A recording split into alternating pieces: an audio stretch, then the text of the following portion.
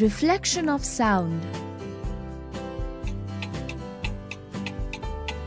Sound is a part of our everyday sensory experience. So how is sound produced, propagated and detected? A good model is the stethoscope, used to listen to the sounds of heart and lungs. But how are these sounds heard? To understand this, we need to know what reflection of sound is. When sound travels through a medium, it strikes the surface of another medium and bounces back to the original medium. This phenomenon is called the reflection of sound, which obeys the laws of reflection.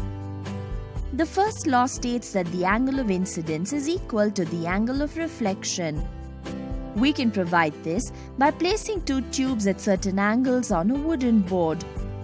If a clock is placed near the end of one of the tubes, we can hear the sound waves through the second tube by adjusting it to get the sound at its maximum. We can see that the angle of incidence is equal to the angle of reflection. The second law states that the incident wave, the reflected wave and the normal at the point of incidence all lie in the same plane.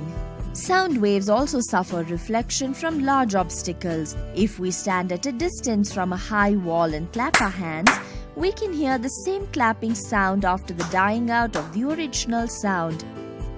This is called an echo. Therefore, for an echo to be heard, the time interval between two sounds must be 0.1 seconds. As sound travels at a speed of 340 meters per second in air, the distance traveled by sound in 0.1 seconds is 34 meters. Therefore, to hear an echo, we need to stand at least 17 meters away from the wall. Now, what happens if there are 4 enclosed walls that are less than 17 meters away?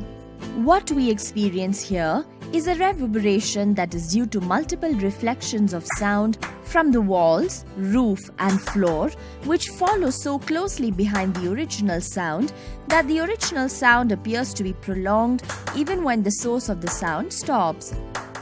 We can thus say that reverberation is the multiple reflections of sound waves, whereas echo is the single reflection of sound waves. However, excessive reverberation makes the sound indistinct, which can be a setback in auditoriums. This can be reduced by using sound-absorbing materials like ceilings made of soft and textured materials and flooring made of acoustic tiles. Certain technologies make use of the multiple reflections of sound. To name a few, we have megaphones, hearing aids, soundboards, stethoscopes, and the curved ceiling of concert halls. Now, back to our stethoscope. The stethoscope picks up multiple reflections of sound from the patient's body. This causes the flat surface of the diaphragm to vibrate. Each wave bounces or reflects off the inside walls of the rubber tube. In this way, each wave in succession reaches the ear tips on the ends of the device and finally to the listener's eardrums, and the doctor interprets the sound he hears. Things to remember. The property of sound to bounce back from the surface on which it falls is known as the reflection of sound. Echo is heard only if the minimum distance between the source of sound and the obstacle is 17 meters. Reverberation is multiple reflections of sound after the original sound is produced. The first law of reflection states that the angle of incidence is equal to the angle of reflection. The second law states that the incident wave, the reflected wave and the normal at the point of incidence all lie in the same plane.